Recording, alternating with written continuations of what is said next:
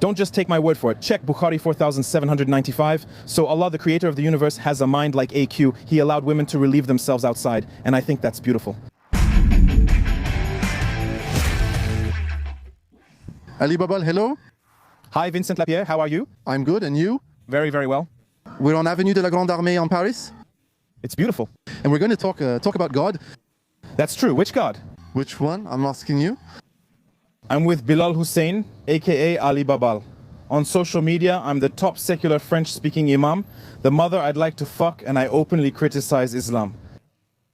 My goal is to desacralize Islam, to take away the weight from Islamic religious authorities, to make them lose credibility, and to show Muslims and non-Muslims that we are in France and that it's normal and it's okay, that it's acceptable to leave Islam and live a normal life. And so for that you wrote a book called Incredible Islam, which is actually a book written with irony, we have to say it. It's hard to say, but I think it's the best book for beginners to understand Islam, whether you're Muslim or not. So it's a satirical book that kind of mocks religious authorities. In the end, I often say, between my book and a sermon in a mosque, there's not much difference. So what I did was gather all the ridiculous knowledge I had about Islam. I'm a former Muslim. I was Muslim for 25 years of my life. I share them with Muslims and non-Muslims interested in learning more about this religion. What I noticed is that as a Muslim, you don't know or learn much, and you're not encouraged to read the Quran, for example. You go to the mosque, so? There you go. You go to the mosque, the imam. Still, I suppose he quotes passages from the Quran. He still has an approach. No? He often fakes things, quoting what benefits you and makes you happy, leading you to accept Islam. Ultimately, it's passed down orally from your family. But in the text, it's a whole different story in text. It's the same violence and wickedness plaguing today's Muslim majority countries like Syria, where I'm from, Egypt and Saudi Arabia. And that's what I'm trying to reveal to all our compatriots, whether they're Muslim or not, so that they start to realize there's an underlying scam. Basically, you're saying you don't know Islam? Yes and no. Often, as Muslims, even when we're victims of barbaric Islamic law, we absolve Islam and its authorities of responsibility. I can give a very concrete example. For instance, you might lose rights. For instance, while a Muslim woman cannot marry a non-Muslim, in France, she can marry anyone she chooses. Yes, so it's a withdrawal of rights, but the Muslim will see it as a virtue, as a benefit, Muslims will gradually accept that Islamic law, or Sharia, is often conveyed by religious authorities like imams, scholars, or even the government. Your parents, your grandparents, this Muslim will get used to having their rights taken away. So here we're already getting into the heart of the matter, but that's the idea, that you gradually condition individuals through a sect. Doesn't he have the same fundamental rights we give everyone? This creates populations more likely to accept a dictatorship, which by default removes fundamental rights. You mean that French Muslims today would be ready to accept a dictatorship under certain conditions? 1 second, I'm being cautious because of the cars over there. May Allah protect us. Yeah, of course. Actually, Islam does several things to a Muslim, and I speak from experience and my own analysis. But obviously, Muslims can ask themselves the question and wonder, is he right? Is he wrong? The first thing you do is that you make ignorance sacred. Islam commonly uses the magic phrase, Allahu Alam. Instead of seeking answers, you'll just say no, but Allah knows. We won't search for explanations, leading to simplistic responses and treating ignorance as sacred. It's about where humanity comes from then in Islam, and it's not exclusive to Islam. There are many stupefying religions that do the same thing. Humanity began with Adam and Eve, whose children and their descendants reproduced, leading to the human race. Once you have that answer, you don't seek another. You don't seek fossils, genetic evolution, or rely on observation or empiricism. Even forbid searching. You can even block searches. I know many Muslims from the Middle East or North Africa who ask questions frequently. It's very common that we asked a question when we were very young and either we got hit or we were told you asked too many questions. So they make ignorance sacred for you, and the Quran itself will make ignorance sacred for you. It will tell you, don't ask questions that, if the answer was revealed, would make you sad. For example, in a hadith, someone asks Muhammad in the desert, if you're a real prophet, who is my father? That's the explanation of this Quran verse. Muhammad says, don't ask questions that, if answered. See, Muhammad dodges the question to prove he's a prophet, since he knows who his father is. He does something mystical. My main point, it sanctifies ignorance. I'm answering your question. Are Muslims in France ready to accept dictatorship? Second, it forces you to accept losing rights, such as the right to marriage for mono-Muslim women, among others. A woman has the right to be beautiful and to seduce, but in Islam, it's considered a crime to be beautiful or to seduce in public, to approach or flirt with someone. This applies to both women and men who aren't allowed to flirt, talk, or be elegant in the street. Where is that written? In the fiqh of the Quran? Or is it all together? For example, I would say it's more in religious teachings. They will tell you that it's haram to flirt, to have relationships outside of marriage, even to talk. You see, if you talk to a woman, they call it the fornication of the ears. If you look at a woman or a man in the street, they call it the fornication of the eyes. Everything is criminalized and sexualized, and these are the messages we hear in mosques in 2025. Online, I can show you videos of imams warning, beware of the fornication of the eyes, don't look in the street, so they're going to take away your right. For example, balanced sleep. In Islam, it's required to wake up before sunrise to pray. You were saying, but a normal human being has the right to sleep a full night, you see, and especially when it's a child, that means this right is taken away from you very early. Prayer is advised from age 7, and if you don't pray by 10, you must be beaten. This hadith is an authentic account and a direct recommendation from the Prophet Muhammad. So a child at 10 years old, if he doesn't pray, beat him, they'll take away other rights from you like that, and so you get used to it. For example, in Islam, does a little girl have the right to choose her future husband? No, in some schools the father can marry off his virgin daughter without her consent. And she will be sexualized very early, so very early, let's say, from her first period, she is considered marriageable, consumable, sexualizable, and so people little by little get used to having their rights and other things taken away from them. The Islamic system is perfect as is. For example, voting isn't required. Every year, imams and religious leaders ask if voting is halal. The fact they keep asking says something, you see? And so, that's a problem, because first, it takes away a right from you, but second, it makes you someone who is really a citizen. Okay, you're French, but before being French, you're Muslim. So does a Muslim have the right to vote? The question is, does the French person have the right to vote? The answer is yes, the Muslim. That should come after. We'll ask, is it halal or haram? This helps you get used to it. That it's haram to vote? It's haram? Yes, because in Islam, you don't need to vote. You have a representative of Allah on earth, and that's the representative of Allah on earth. He is somewhat chosen by the religious authorities. There's no need to choose him. He's the most pious among us, the caliph, but he's self-proclaimed. There's no need for elections, power rotation, or separation of powers. So the Muslim gets used to not contributing to civic life since the authorities think about everything for them. The final rule is key. As a Muslim, you believe this. Not unique to Islam. I just know Islam better than other sects. As a mother, I'd like to fuck. You believe that you will have justice after death, so you are more passive in the face of injustice during your lifetime. And you, when you're a dictator or a fascist, do you prefer a population that wants justice during their lifetime, or a population that hopes for justice after death? Obviously the second one, and so you see all these elements together make a Muslim population at some point become very fragile in the face of fascism, whether that fascism is Islamic or not.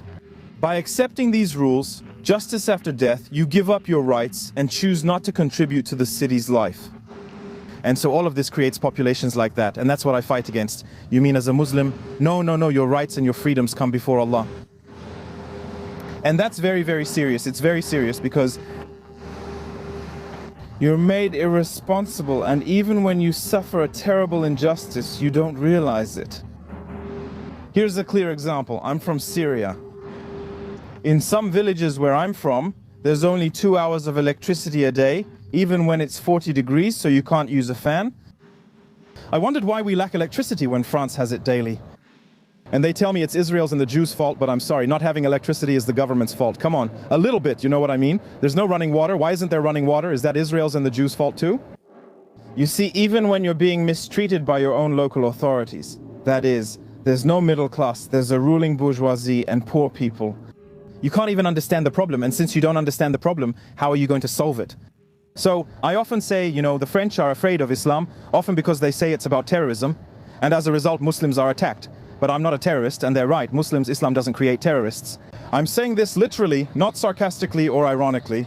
Islam gradually makes people more passive to violence, including terrorism, and also to dictatorship. That's why the 53, 57 Muslim majority countries around the world are mostly bloody and violent dictatorships, where there's injustice, where the rights and freedoms of individuals are not respected. Because the people are not populations of terrorists, they are populations of submissive people who are submissive. By the way, Islam means submission, right? So yes, Islam comes from the Arabic word istislam, which means submission. So it's submission to whom? It's submission to Allah. Except that Allah never intervenes on earth. He doesn't intervene in elections. He doesn't intervene in the public health system. He doesn't intervene in the retirement system. There are no miracles in Islam? Not many are documented so far. If there's a miracle, it's me. But seriously, Allah doesn't intervene. So who are you submitting to? The Prophet Muhammad? Problem. Muhammad also doesn't intervene. He died 1,400 years ago. So who are you submitting to? Well, who comes after Allah and the Prophet Muhammad? And who is a human being who is alive and who interacts with us? It's the religious authority, those in power, the dictatorship or the imams. But then There's something, because you say Islam doesn't create terrorists, yet the majority of terrorists in France are Muslims and claim to act in the name of Islam. And by the way, in the text, there are extremely violent verses against the Kufar, etc. Yes, that's true and it's relevant.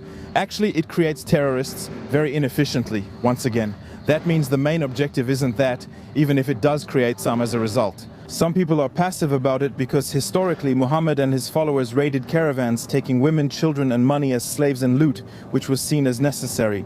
When they come back to their village, the local peasants say it's okay, you see, so they had to create this passivity, but indeed it does create fertile ground. For example, I can mention the rule, whoever leaves Islam, kill him. This is an authentic hadith from Muhammad that forms the law, which is Sharia. Sunni Islamic law is clear. Sunni Islam is followed by 90-95% of Muslims worldwide. This means it comes from the Sunnah, the Prophet's tradition in Sunni Islam. The belief is that the best way to live is to imitate the Prophet Muhammad's actions and gestures. So, under this Sunni law, leaving Islam is punishable by death. I'm sorry, but killing someone for a thought crime is a terrorist act. And that's actually why there are so few ex-Muslims who speak out. Because even within the family, you're ostracized, you're rejected, you're terrorized. Muslims are terrorized. And indeed, Islam will encourage terrorism and murder and death as a virtue. For example, there's a hadith in Muhammad's biography asking, "O Muhammad, who is the Muslim favored by Allah?" Muhammad will answer, "It's the one who removes his helmet and armor, runs at the enemy with a sword, killing and being killed." So, you see, there is a virtue in death, and the highest degree of virtue is martyrdom. And what is martyrdom in Islam? It is going to war, fighting the unbelievers, and dying in the process. So, there is a love of death, there is a love of death among terrorists, and even among everyday Muslims, that is, everyday Muslims. I'm from the Middle East and don't know French, Moroccan, or Algerian Muslims well, but people there say death is preferable, and life after death is better than this life. Life on earth is temporary, even a prison that holds you back from the afterlife, so death is glorified. So, a Muslim doesn't try to live life to the fullest, he tries to prepare for his death because death is a test for eternity. This glorification of death leads to little effort in life. I often ask, why even make my bed in the morning? I'm going to mess up again tonight. It's that mindset, but applied to my whole life. Why bother improving things if the world ends tomorrow? It feels very apocalyptic. It's similar to Jehovah's Witnesses and others, but it significantly affects society. you also mentioned it elsewhere, sorry. Just to conclude, because you did ask the question after all. Yes, there is separatism and a hatred of the unbeliever and of others. The Muslim Ummah is the best community. It's supremacism that gets justified by claiming God approves, making it seem acceptable. They argue it's not racism or hate, just following God's will. You see, do we really have a choice? It not only promotes supremacism, but also justifies it, so you don't feel guilty or hateful about feeling superior. I was Muslim. I didn't feel hate. That's just how it is. God said it, so what can I do? It's a comfortable position, obviously, but I think what's important is not to infantilize Muslims. And why? Why is it a comfortable position? It's because a lot of people are hesitant to criticize that. To criticize, for example. I've seen a lot, I've read some literature, I've seen a lot of Jews, but who were writing. We really are the chosen people, you see. And especially after World War II, I had read some testimonies and everything. They question things, but in the Muslim community, there's no one who questions. We are the best of communities. There's no normalization of, yeah, it's exaggerated because it's true. From the Muslims' point of view, they are the chosen people in a certain way too. Yes, that's right. Chosen by Allah. And besides, there's a very funny hadith where Muhammad answers about Islam, where Muhammad goes to paradise, and there's Moses and Moses. He shows his community, and then Muhammad shows his community and says, mine is bigger, it's true. Hadith, yes, yes, yes, yes, yes, that's it, there you go. So there's this idea of comparing the Muslim community and the Jewish community, and yeah, we're still better than you, even after death. So you said you're not really urging Muslims to leave Islam. If you want to believe in God, Allah is useless and never intervenes, so do whatever you want as far as I'm concerned. I want Muslims to free themselves from religious authority, as that's 99% of the problem. It's Muslims who are submissive to what an authority tells them, whether that authority is their imam, their father, their mother, a great scholar, or a famous TikToker. Precisely, that's impossible in Islam. No, it's possible. It's possible all the time. It's just that nobody waits. Can you believe in Allah without religious authority? Yes, because religious authority is just human. If you want to believe in Shrek or Spider-Man, I don't care. We need to desacralize it all. The second point is encouraging Muslims to value their rights and freedoms above all. I believe that's the solution, which really depends on education. I'll provide concrete examples. To turn Egypt into a whole, it took 2 generations, 1 generation, 2 generations. We have 100-year-old videos of the Egyptian president Nasser mocking the Muslim Brotherhood when they suggested a law requiring all women to wear the veil in public. And today, what's happening? 90% of Egyptian women are circumcised and almost all women are veiled in the street.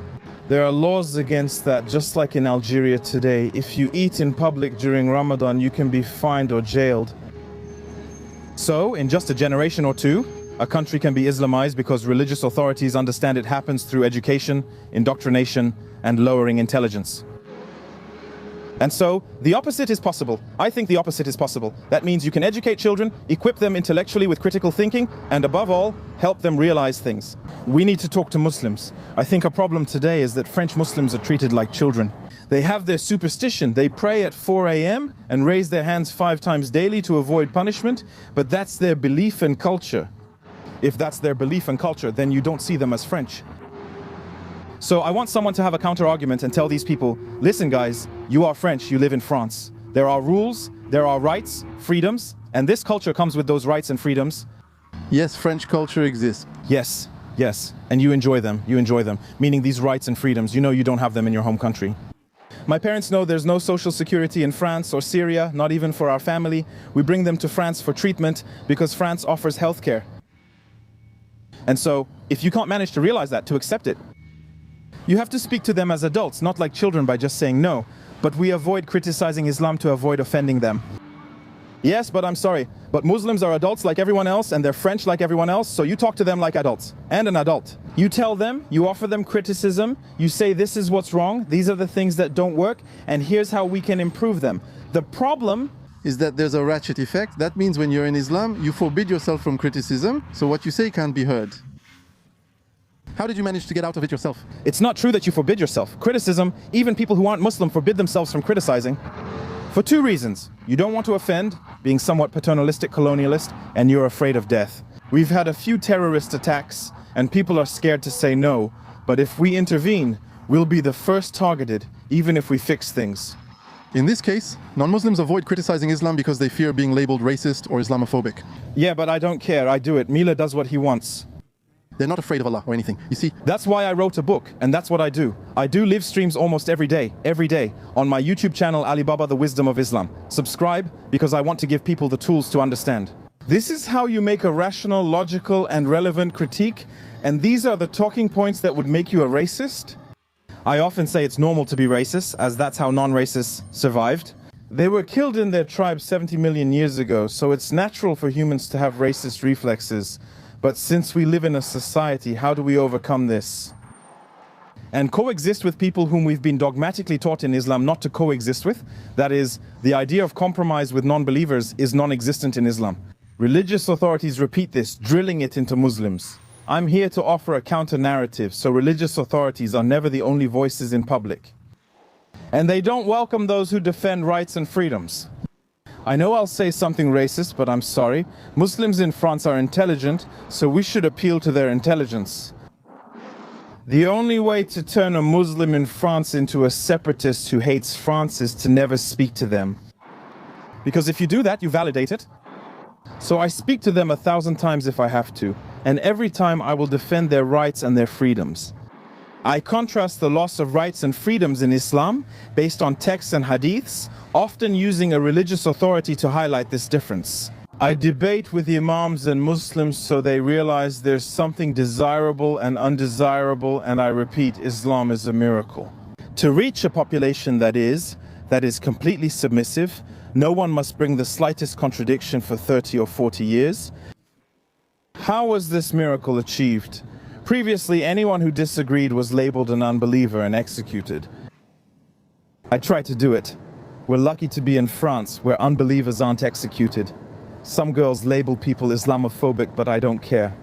No, but the death penalty? You bring the contradiction. The death penalty can be imposed by the state or by a lunatic.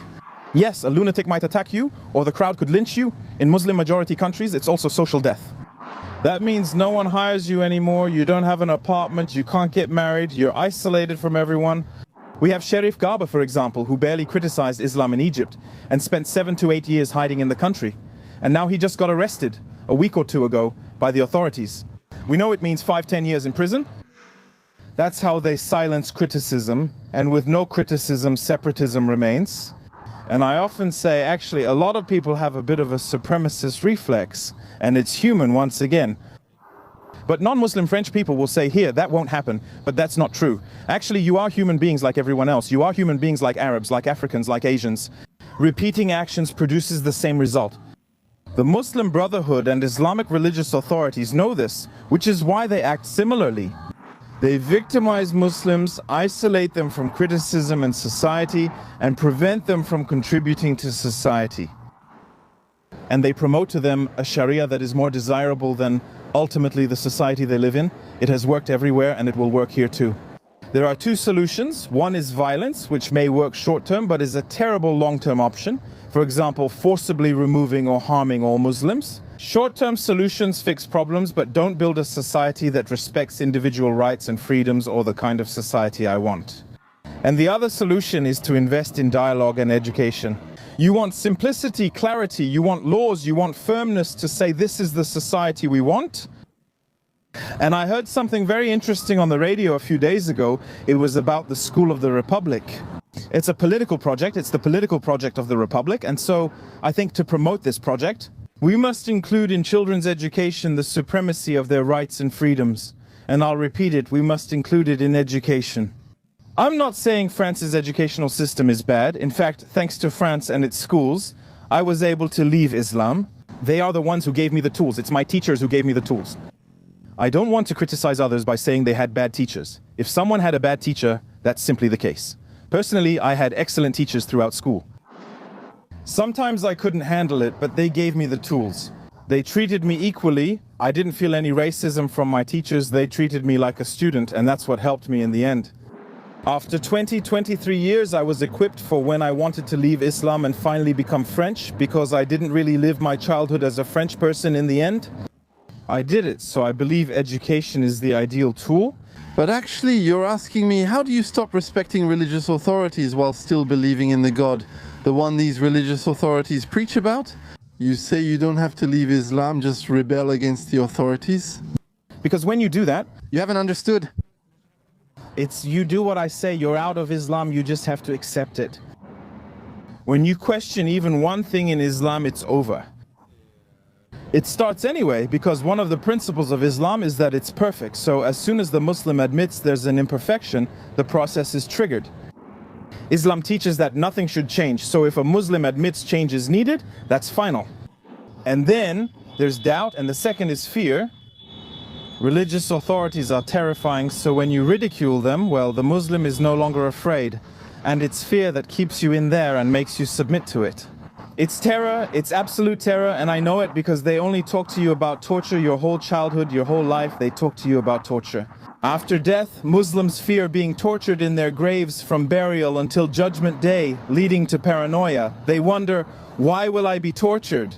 They'll torture you for what you say or do. Islam, they say, is a paranoid religion where Allah might punish you regardless of your prayers or mistakes. For example, I recently watched a video on my channel where the Imam says, you've always prayed this way. Allah says your hands should be between your navel and genitals, not elsewhere. Well, all your prayers are invalid. But no, so Allah on a whim throws you into hell. Me, he used to tell a story when I was little. There was a man who did everything right, who fasted during Ramadan, who had his 4 wives. Really, he was an example on earth. At noon, he hears the call to prayer and decides to nap for 5 minutes before going to pray. While he sleeps, Allah kills him and asks why he slept instead of going to the mosque. Sometimes in hell, so Allah, he is capricious. It makes the Muslim paranoid. Everything he can do, everything he can say makes him paranoid. And how do you create a paranoid human being like that? Well, you offer him no contradiction.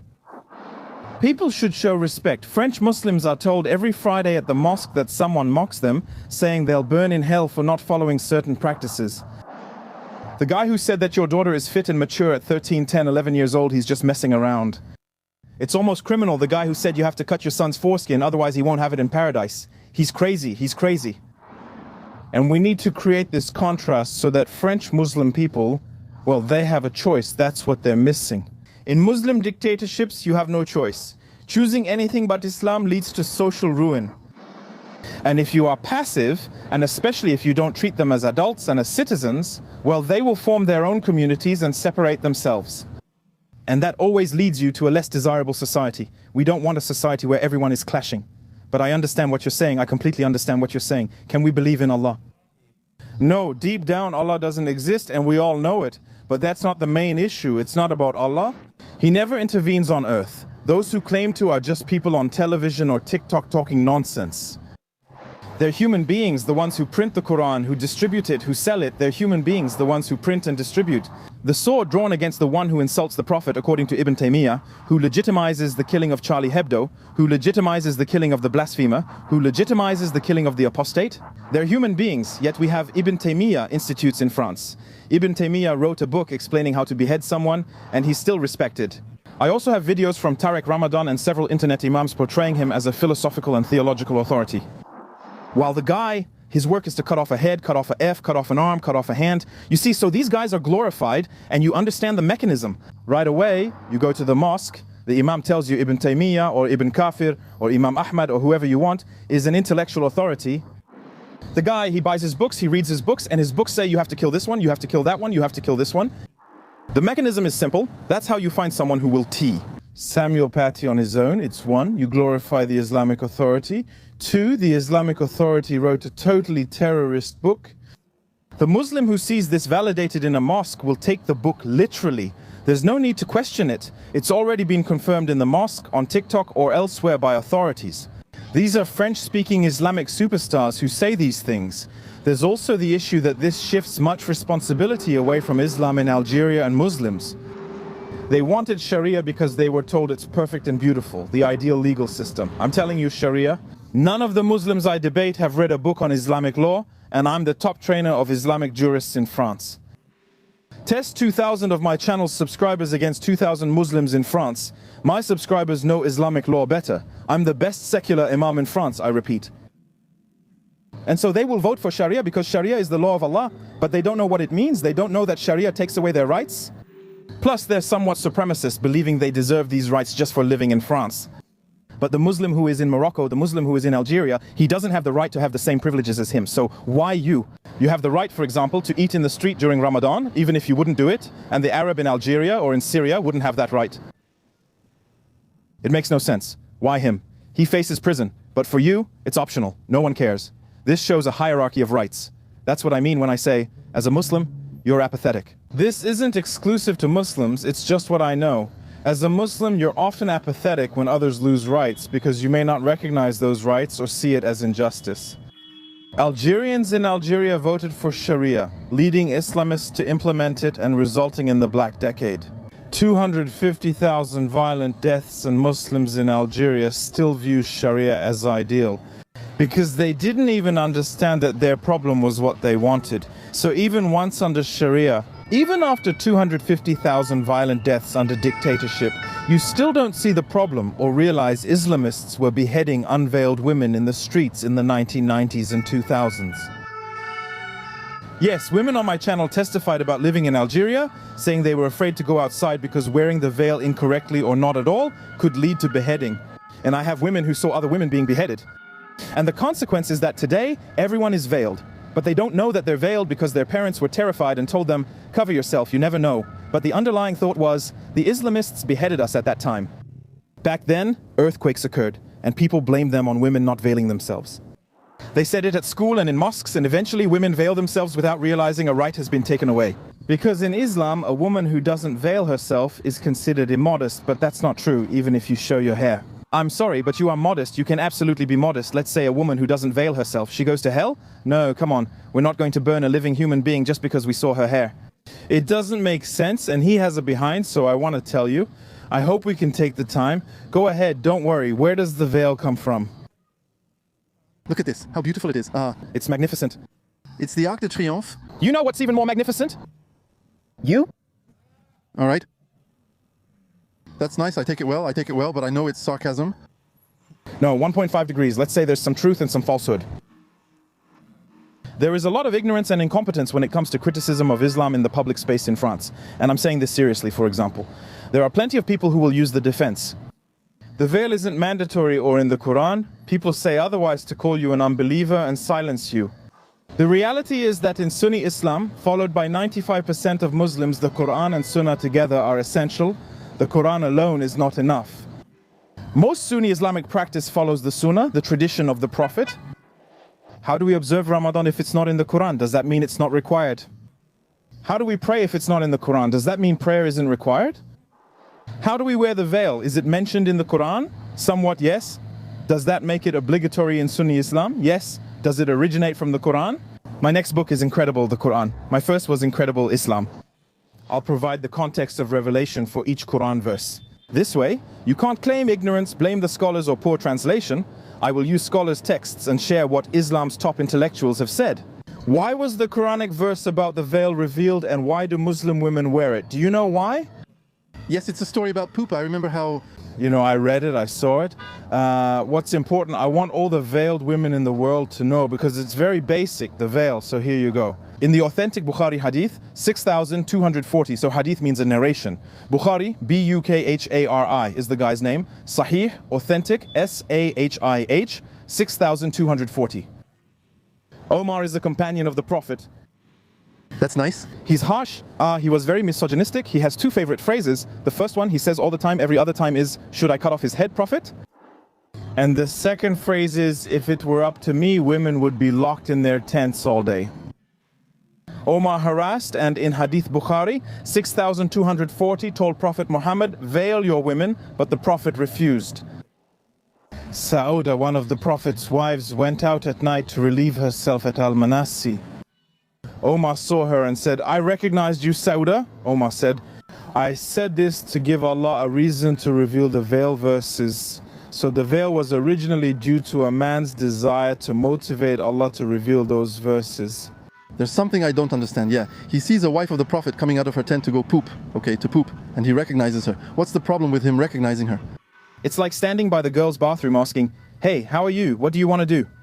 That's how it feels now. Who is this clown and what does he want?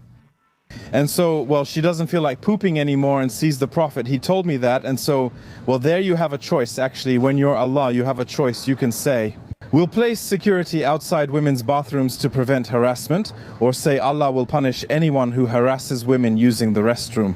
He harassed the girl so that Allah would say now? Well, so that Allah would make a law. And what did Allah decide? He decided, well, so that women won't get harassed anymore, they will hide their hair. So that's when the verse about the veil was revealed, and now it's basically permission to harass. Unveiled women, you see. I don't understand what difference it makes if they're veiled. Actually... Well, nothing. The story itself is pointless. The justification, there's no reason. This story tests the stupidity. So that we can recognize them, distinguish them from unveiled women, well, from non-Muslim women. Those are the women you can harass. Because a veiled woman belongs to a Muslim. If you harass her, you're attacking a Muslim. They could have said, wear a pin so we know who you are and we recognize you. No, still I'd say don't go near the girls' bathrooms, nobody does, and avoid the women's bathrooms at night.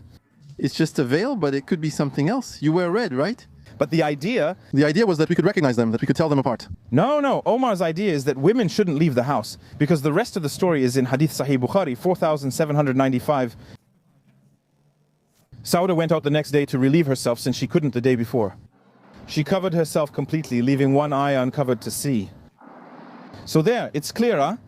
It's so that she wouldn't be recognized. There you go. Here we don't know who's pooping. There she's going and only one eye shows. And there Omar, as if by chance, he was still in front of the women's restroom. He says, what are you doing, Sauda? I recognized you. Find a way so I don't recognize you. Even with a veil, you see? His idea was that she should poop at home and not leave the house. She comes back and says, Muhammad, even fully covered, Omar recognized me. What should I do?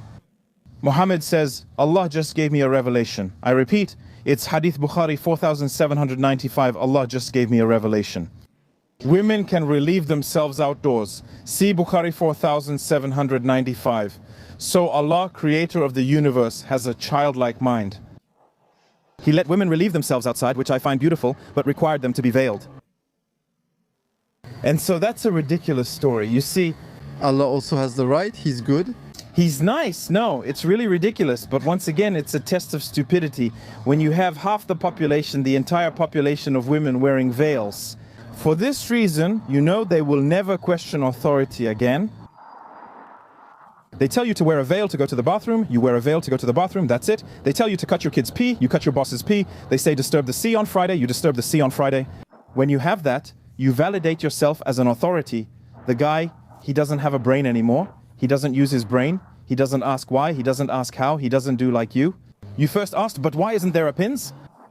You see, you don't look for logic. The authority tells you something, and that's the point.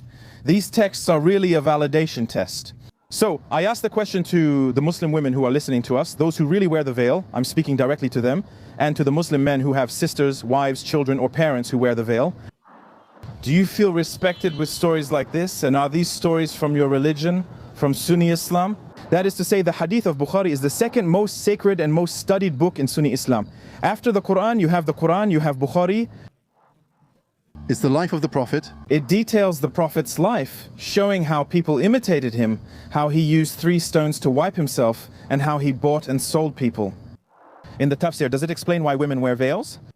Muslims should ask themselves this question. That's my point. Religious authorities keep Muslims ignorant and uninformed. Like the veil, it's a typical example. Mafiu had a whim and insisted women be veiled. He was such a pain. Muhammad, come on, he even wanted them not to go out anymore. And then Muhammad said, no, he said they can go out. To poop, they're not going to shit in my house. But why did Omar have this influence over him? I think he was in love. No, but there's no other explanation. He hated all the Prophet's wives, so he was definitely in love with the Prophet. That's my personal theory. Why did the Prophet let himself be influenced by Omar? Because they were his armed men. They were the ones who beheaded for him, who stole for him, who killed for him. See, he was his right-hand man, one of his violent henchmen. For instance, Khalid bin al-Walid is known for beheading an unbeliever, cooking and eating it. See? When Muhammad conquered Mecca, he promised no one would die, which is actually an Islamic approach that all Islamists follow. Muhammad conquered Mecca peacefully. He entered with a huge army, faced no resistance, and it was peaceful, promising no one would die. Khalid bin al-Walid reportedly killed 70 people, including Muhammad, according to Ibn Kathir. He told his henchmen not to kill, but they killed 70 anyway. Then Muhammad said, Allah be my witness. Will Muhammad punish him? I didn't order that, so that's it. They excused themselves and Khalid, who killed people, so these barbarians are never punished and do whatever they want. That's why they didn't respect, saying, take your share of the loot, we don't care, we take ours and you do your thing with Allah.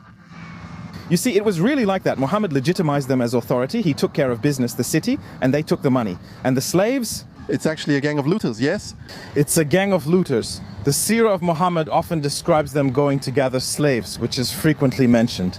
They went to fight against such enemies, they came, they were taking out their goats, they killed them, they stole the goats and the women. Yeah, they're not enemies, they're just people you stole from peasants, you know, and it's always like that. You see, they're always out gathering, there's no resistance, no deaths, and they fill their pockets. You guys need to realize it's simply stealing. And by the way, for example, in Islam, there's the prohibition, which is pre-Islamic, about a married woman. When you go raid a neighboring tribe, it was like a rule of the desert. So Allah included that in the Quran. Married women are forbidden to you, except those whom you capture lawfully. You go to war, kill someone, take his wife and sleep with her, even if married, or enslave him instead. Enslaving a woman breaks her marriage contract, making her belong to you.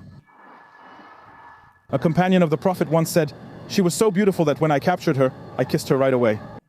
And this is used in jurisprudence to say, yes, once you've captured a woman, you have the right to have intercourse immediately. For example, there's a hadith in Bukhari, sorry, I can't recall the exact number, maybe 3,920, but if you search interrupted intercourse, you'll find where Muhammad goes on a raid. With his men, they captured women. The hadith says, celibacy was hard for us and we missed women, so we wanted to practice interrupted intercourse with the slaves. It's the oldest method of contraception in the world. You go inside the woman and before finishing, you pull out and do it outside. Yes, obviously it works. In 75% of cases, it's extremely ineffective. They asked, how can we do this with the Prophet present? When you read this, you wonder, will they ask the Prophet if it's moral to kill a woman? He interrupted you just after you killed her husband and you're going to sell her into slavery afterwards. One hadith explains they hesitated, thinking a pregnant woman was worth less money. And so there will be the Prophet, and the Prophet says, no, when you have sex with these women, you finish inside. Because you must not prevent a soul that Allah has destined to be born from being born. And from there you have Islamic law, which says that when you have sex with a slave, you are required to finish inside and get her pregnant if possible. It doesn't make sense. I'm a messenger of God, but people who come to me say this about the captives. No, I say, take care of yourself privately and leave the lady alone. But Muhammad says getting them pregnant is required. You see how stupid this is? It's total contempt for women already, but also for those who aren't from your tribe, from your group. It's simple. The answer is yes, but that's how it was back then. You have to put the Quran in context now. That's what matters more. If Muhammad were a raider, I'd say it was normal for that time, but he claims to be perfect. Who sets an example? He is the best of men. He's the best. So your example is to hide behind a rock and leave the lady alone, which is always valid. It's not like, yeah, but back then women were more likely to be. That's not how it works. That's the first point. The second point is that nothing has changed today. No Muslim today will say Muhammad is wrong. Well, if you don't say today that he's wrong, if you don't say Muhammad's words aren't relevant today, well, technically nothing has changed, and that's what I do in my debates. The guys tell me no, but things have changed. So we agree that today, the words of Prophet Muhammad are not relevant on this point. The guy says yes, yes, so nothing has changed. It's the same with young girls' marriages. For example, the Prophet married Aisha at age 6 and consummated the marriage when she was 9. If that's how it was then, it was perverse for that time. The issue is it's seen as exemplary and part of Islamic law, so no. For example, it's better not to do it as it's not relevant today. That's what I mean. Where it's done, yes. There are countries where it's done and it's tolerated and it's tolerated. There are even countries that have laws against it, government laws, but with exceptions to allow it. For example, Iraq fought for marriage at age 9 and Somalia. Did you see the recent debate about banning marriage for girls at 9 years old? Imams cried and protested on television, but a day later the law failed and child marriage remains legal. There's Algeria, for example, where, according to the law, marriage starts at 18 years old. The judge can allow exceptions if both families agree, if she's pregnant, or if they're married by agreement. So pedocriminality is banned unless she's pregnant and they decide marriage is better. It doesn't make any sense, it doesn't make any sense, and these are legal exceptions. There are organizations in Algeria, for example, fighting this. It's forbidden to look good in front of non-believers. People think it was banned in Saudi Arabia, but that's not true. They still have slaves, it's just that they don't call them slaves anymore because that way people don't complain anymore. But in reality, they reserve the right to buy and sell human beings because it's still the same now in Saudi Arabia. Yes, you have rules. For example, in the Quran, Allah says, blessed are the believers who perform salat and pay zakat, the required charity, and who guard their private parts from any relations. So they are sexually chaste, except with their wives and the slaves they own. So then, you ask Muslims, but what is this? The slaves they own? They say no, it's the employees. So you can have sex with your wives and your secretary and your housekeeper, and then they get confused. You see, well, yes, because if you make a distinction, it means your wife has a different status from the second thing.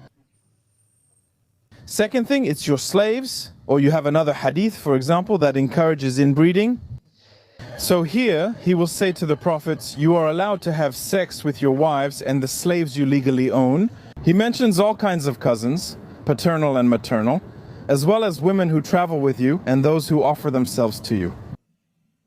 And here I often debate this topic with Muslims. But why is Allah ignorant of the risk of inbreeding when you marry your cousin and have sex with her and you can have children with her? And actually we have a huge, really gigantic rate of inbreeding in Muslim communities. For example, Saudi Arabia is 50 and Algeria is 60. Both refer to first-degree inbreeding with cousins. Inbreeding isn't frowned upon. In fact, it's nearly encouraged and viewed as a virtue. Better to marry a cousin than a stranger.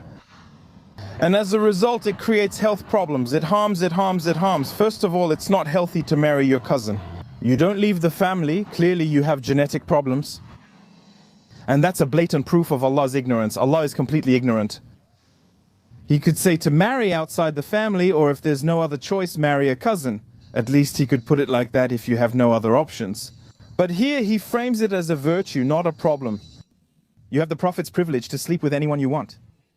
You should know that the Prophet Muhammad, unlike other Muslims, Allah is a witness to his marriage, officiates the marriage, and the angel Gabriel as well. So Muhammad, he can marry without witnesses, a contract or a dowry. He can sleep with anyone like us. Muhammad is highly privileged in this religion and seen as a guru due to his sexual privileges. He also has monetary privileges since he gets 20% of all loot, so a fifth of the loot, for Allah and his messenger. But Allah doesn't intervene on earth, so it's 20% for his messenger. Few Muslims know this, as few read their own books. And that's why I do this. I show the book on screen on my YouTube channel, I read it, we laugh together because it's completely ridiculous. It's not a viable system at all, but at least we have proof, you see? I keep telling Muslims I'm the best secular imam in France for a reason. Muslims read the Quran, I swear. I debate with Muslims all the time and they tell me the Quran is a perfect book. I say, go ahead, quote me a verse, a sentence, anything. They don't know because they haven't read it themselves. Because they don't say it's perfect because they found it to be perfect. They say it's perfect because saying otherwise is social suicide. They were told at the mosque and by their parents it's perfect, so they don't think for themselves. But you should at least read a book once, especially if it's the word of God. Bro, it's the word of Jacodo. If you tell me it's the word of God, I read it right away. The one who created the universe? Yeah, there's definitely something to say. And the word of God, what is it? The first surah of the Quran, it's Allah. He gets into an argument with Abu Jahl. He says, go on, screw you, Abu Jahl. And the second surah, it's Allah. He gets into an argument with Abu Lahab. Perish your hands, Abu Lahab. And the third surah, he gets into an argument like that. In every surah, he gets into an argument with a human from the Arabian desert who probably never even existed. Also, you know, Abu Jahl, which means the stupid father. Even Allah gives little nicknames. It's like if Allah was talking to Macron, he'd call him Micron, the king of Micronia. So Abu Jahl, that's really lame. It's like a nickname from elementary school. When you get into an argument with someone, oh yeah, I didn't know that, you see? You see me, I think Allah. If he got into an argument with Macron, he would say, Mr. President Macron, you are pathetic. You know, something like that. He wouldn't say Micron. I never understood why the God who created the universe, with around 500 billion suns in our galaxy, and 500 billion or more galaxies would do so. Why would he argue or talk about us? Actually? Yeah, why would he talk about us? That's the first thing. Right, but like at a stretch, he has an F. He doesn't have anything else to F? Muhammad's favorite human is just one person, which is wild since he created stars and the sun. Still, I kind of like him. But as for the others though, I'm going to roast them. He's the guy who gets into arguments with dudes from the desert. Anyway, at the same time, there's something we need to talk about, which is why, and it's something that really surprises a lot of French people. I'd say native. That's why Muslims don't massively condemn terrorist attacks. You see? Yes, there are several reasons because they have a choice. They could do it. What's stopping them? There are several reasons. First, as I said, martyrdom is a virtue. Also, it's difficult for a Muslim to decide this alone. As I said, they remove your sense of responsibility, so he struggles to decide. Is he a martyr or just not a good Muslim? That's my point, and I'm saying it plainly. I couldn't say for sure. You see, when September 11 happened, I was Muslim. When the Bataclan happened, I was Muslim. Wait, did he do the right or wrong thing? Knowing the rule is the key point. Second point, taking a public stance and being wrong will bring the wrath of the community on you, even if you're right. Third point, being wrong, you're right. Like, you're going to say he's an asshole or something. And the others, they just condemn. Because it's okay to kill people, innocent people. Yeah, but Allah says you have to, so they're going to say, yeah, you condemn, but Allah says... And so, it's better to keep quiet, at least no one can blame you for anything. You see, because there's social pressure and there are authorities who come, there are some influential guys, brothers from the neighborhood who will come and tell you, you should have kept your mouth shut. And well, if I had kept my mouth shut, they wouldn't have taken me away. I don't want to be taken away. If you don't take responsibility, you won't identify the problem's source, which is alarming in Islam. What's truly frightening is losing faith. It's when doubts arise, your heart aches, and you get headaches. And so you say, if I make a judgment about this hero, I'll have to start questioning my religion. And if I start questioning my religion, I'll have a decrease in faith. And so the comfortable position is not to ask myself questions to make sure I don't challenge anything, and not to have that decrease in faith. It's a type of depression that can last from a day up to 14 days or even months. Fourth, Muslims have been taught a victim mentality, feeling both responsible and victimized. I often confuse the two. You're both responsible because you're an adult, but at the same time, you're a victim of a system that affects all human beings, this system of indoctrination. They'll accuse you of being a terrorist and demand you condemn terrorists, even though you're not one. They're racist, Islamophobic, and say France hates you. What do you think about that? It manipulates authorities, not just religious ones. For example, she and the girls do this to exploit and recruit Muslims. But the reality is, when you treat them like an adult, you tell them, here's why this guy did something terrible, here's how he acted, do you understand the mistakes? An adult Muslim should explain how this creates a breeding ground and how to prevent it in the future. But that's not what's being said? That's not what's being said. Let me clarify. I mentioned victimization, indoctrination, lack of accountability, and that Allah presents it as a virtue. Those are the 4 points I made. That's why they don't say it. You asked me why they don't say it. I'm explaining to you why they don't say it. How do you fight that? By doing the opposite. Stop victimizing them and treat them as adults by giving clear logical criticism so they can't claim you're attacking them. Bila, people have to take responsibility. We can't do everything for them. At some point, you have a guy who shoots people, young people in a concert hall. Jay, I don't need others telling me what to think. You see... Well, listen, I don't have a solution, so, well, yeah. But P, I don't know. Honestly, it makes me angry. Seriously. Well, you know what? Let's switch. What's your solution? Well, I don't know. No, I don't have one. No, I don't have one. I don't have one. I don't have one. But honestly, it just makes me angry, right? But when? Let me clarify. Maybe that will help. I think that a lot of Muslims don't take a stand against this hero. Not because it's a spontaneous opinion, but because it's the result of 20 years of indoctrination, 30 years of indoctrination. So what you see as a spontaneous result that needs to be changed right away, it's 40 years of not talking to Muslims and not offering them any criticism. That's why heroic acts are met with silence. That's why we should do the opposite. It will take 10, 20, even 30 years, an educational process, since we've done the opposite until now. We ignored Muslims out of fear of hurting their feelings, and so we didn't offer them any criticism. We didn't tell them. I want us to be able to say it on television. When Muhammad says that Allah's favorite is the one who dies fighting the enemy, Muhammad is an asshole and he's wrong. And Muslims, they're going to ask themselves whether it's true or whether it's false. Is dying by both killing and being killed a virtue? Nobody has raised this question before. They spent 40 years with only one goal, to die as martyrs, which is seen as good. Now you complain, but why don't they complain about someone dying as a martyr? Yes, because they've only heard it's good. They've been in a world with no other perspectives or criticism. That's why I say it's your right to hear criticism of your ideas, especially when they're stupid and harmful. And the imams, so you have a Muslim population in France, French Muslims. For 40 years there was an imam who told them to die as martyrs. That's right, and you kept your mouth shut, and in the end you wonder why they take a stand against heterosexuals? Well, yes, because there was only one perspective in their whole life, and it was defended as a virtue. So it's normal, and I say that because Islam is the only sex on earth. You take I think it's called the Family, which is a sect, Paris. They're Muslims, not Arabs, and have been French for generations. Their ideas are just as stupid and dangerous. You take the Jehovah's Witnesses, you take the Raelians, you take the Sun sect wherever they are, you take the Jews, you take whatever you... When you confine a Muslim or anyone to a concept, this is the result. It's normal because Muslims are people like you. You put loudspeakers on them every morning during childhood, and they go crazy just like you. People struggle to understand this similarity. I say they're people like you, just under a different system than you. So you're there, but why don't they react? But it's normal, I'm telling you, it's normal that they don't react because they're in a system that normalizes that. You have to break that system, which takes investment, time and risk. That's why I do this. Thank you for letting me speak.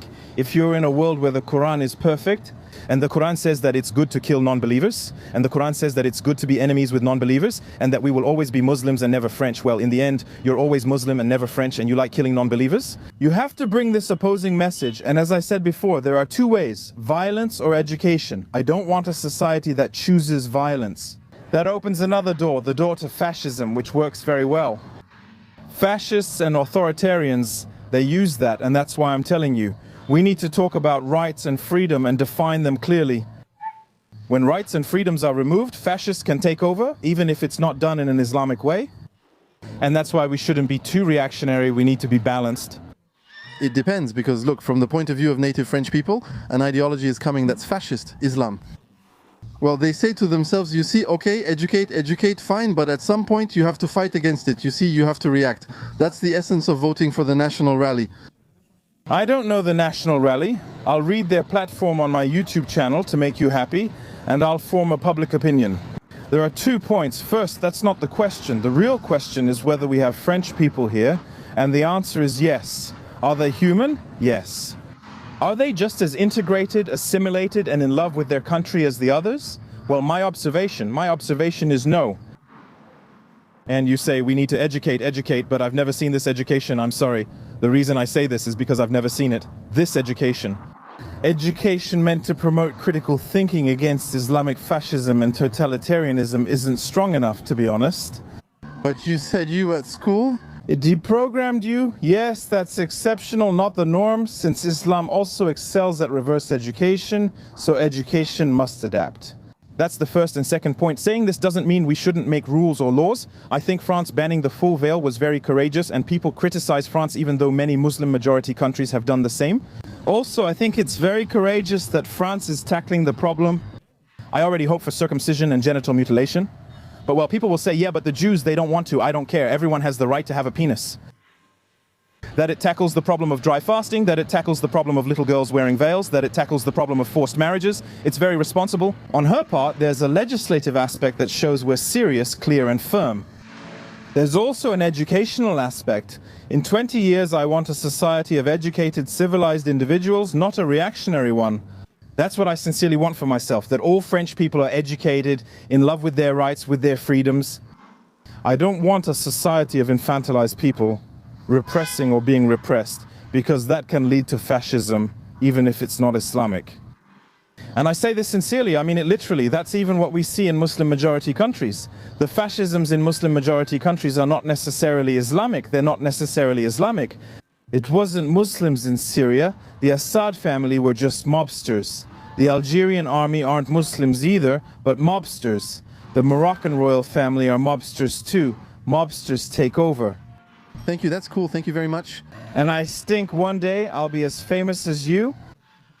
I hope so. You either want an educated, civilized society or you don't. And if you're fed up and you want to use authoritarian solutions, you're going to lose, I'm telling you. In the short term, you'll win, that's for sure, but in the long term, you'll lose. That means in 20 or 30 years, your children will live in an arbitrary and unjust society.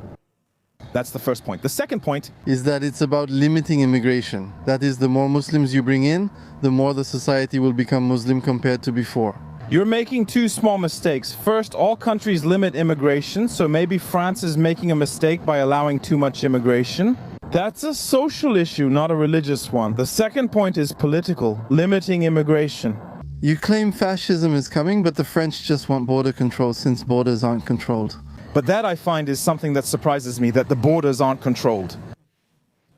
Every European country controls its borders. It makes no sense not to. Well, yes, actually, that's how it is. You can enter France illegally, and once they catch you and give you an order to leave French territory, in 94% of cases, it's not enforced. So actually, you come in, they tell you that you have to leave, but in reality, nobody makes sure you actually leave. So basically, it's a free-for-all. Listen, seriously, I don't know much about the subject, but if you're telling me this, it's a serious dysfunction. Oh, yes, yes. Well, yes, it is. I can't tell you based on what you're telling me. Well, yes, if you don't have the means to fire a guy at your place, then where are you going to put him? You see? Because it's so rare. Because the country he's from has to agree to take back its citizen. No, that won't work, since I assume he always comes from a fascist country. Well, he comes from, no, not necessarily, but basically the countries say, well, no, we won't take him back, so they wash their hands of it, and then... Citizens of that country? The guys who stay, yes. So, it's a fascist a-hole country. What do you want me to say? The Algerian government are a-holes. It's not just the Algerian government, but yes, among others. They're jerks, the Algerian government, I know that. To take back the nationals who have committed crimes in France, who are illegally in France, and who, you see, so actually people are fed up. It's not a question of fascism or not, it's actually the French, for many of them. Afterwards, I don't know how to solve this, I admit. Honestly, I don't know. But actually, if you're dealing with a mafia government, what do you do? I haven't thought about that, so I don't have an answer. Yes, I think it's a serious dysfunction. As you describe it, it's clear. But that's not the issue with Islam in France. It's not the obligation de quitter le territoire français. No, not that. You have millions of Muslims in France, and you have millions of Muslims who are part of the problem I'm describing, whether intentionally or unintentionally, and who are not obligation de quitter le territoire français. They're well integrated, doctors, engineers, garbage collectors, and more. But what's the issue? If you want, Islam is now connected to immigration in France. 50 years ago, Islam wasn't present in France like it is now. In fact, that's how it is. It's linked to immigration. Honestly, I still don't know how we control borders and immigration. It's a real issue. Personally, I'm glad there's immigration. I came to France, but like I said, I think having my chance is an exception. But I think it's already difficult to ask someone if they're Muslim or not. When they cross the border, I think that's kind of against Nationality. The guy, he comes from Algeria or he comes from India. Or yeah. I explained 10 minutes ago that I don't want you assuming my religion based on my country. Just because I'm from somewhere doesn't mean it's that religion. Well, yeah, well... First and second, I think whether he's Muslim isn't what's important. Are you saying he values individual rights over Allah and the Quran? For you, that's the same. But for me, it's significant because you agree that respecting the country matters more than my religion. Because once again, what you're taught in Islam is the opposite. You have to crush everything to impose what Allah and Muhammad want. You see, that's it. That's the priority. Even in mosques, imams deliver contradictory messages. I swear, if you look at it differently, all the mosques in France and all the imams give this sermon. You don't have a problem anymore. You don't need to control immigration anymore. It's just a message that's hammered into people's minds. But I also realize I could be wrong and you might be right. Honestly, I still strongly believe what I say, Father, but I know I could be wrong. There you go. But I hope it gives answers to what you're saying. Yes, yes, yes, because your questions are legitimate too. I mean, the first instinct of someone is to think like that. Well, obviously... Is it healthy, useful, or natural? I can't say. It's the norm anyway. Me? I don't know. I haven't done any statistics. Yeah, if countries control their borders, well, I mean, yes. That I doubt. I don't see a single country on earth that doesn't do it. There isn't a single country with open borders. Also, France came after others, and England is starting now. For them, immigration mainly comes from Pakistan and similar countries. But there was a lot of immigration. As a result, now they have mayors who are Muslim. Well, you see, no, you can't separate the question of Islam from the question of immigration. Increasing the number of Muslims in a society makes it more Muslim. It's logical and straightforward. It's not about racism. there's nothing statistical about it. But I don't know the subject, so I don't know how many Muslims are being brought in. I don't know why they're being brought in. I don't know who wants to bring them in. So I can't answer you. It's true, right? It's simple. I don't know. If I did, I'd say. And so, in summary, what can we do? well, 3 things already. What can we say? Thank you from the bottom of my heart for giving me the opportunity to speak and for allowing your audience to hear my message, even if maybe it's different from yours. Right? It's not, but thank you, right?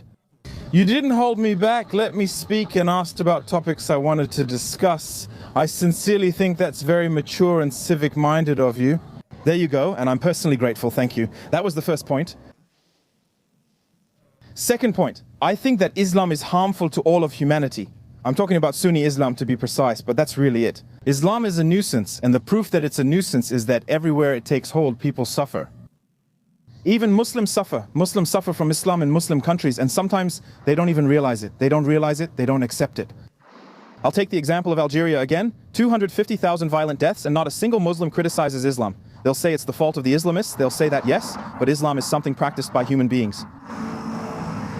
There is a consequence, and global awareness is needed.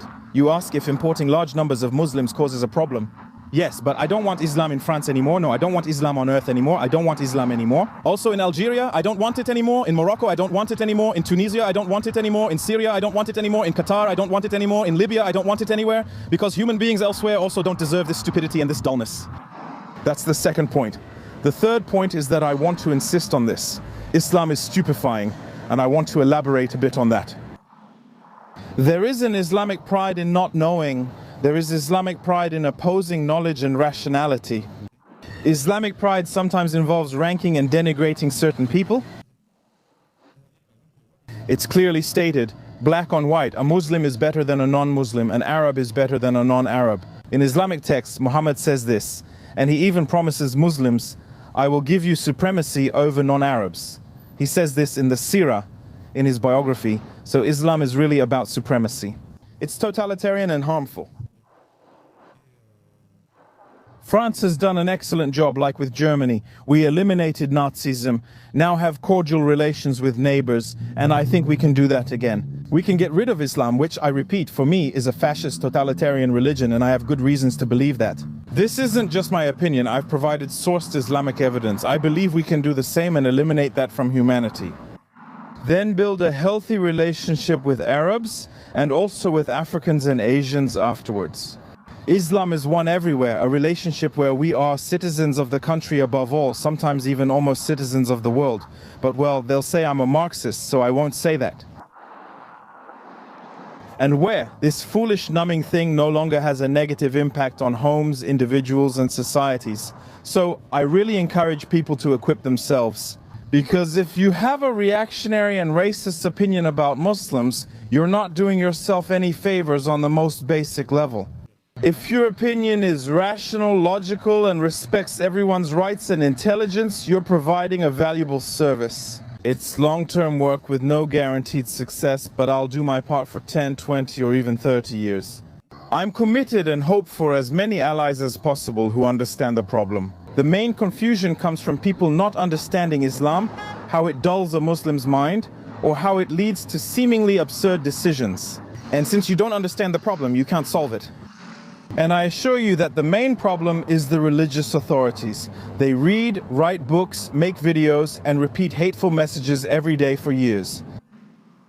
That's the real problem from my point of view. Someone on my channel testified that his grandfather owned slaves. Yeah, there's something that blows my mind in Islam. I'm telling you, it's the fact that music is forbidden. Is that true or not? Thousands of Muslims on Twitter said they prayed for rain in Mecca, and now it's raining. They call it a miracle. But like seriously, we're going to totally criminalize the existence of women and the mixing of men and women, you know? And so... Where is all this leading us?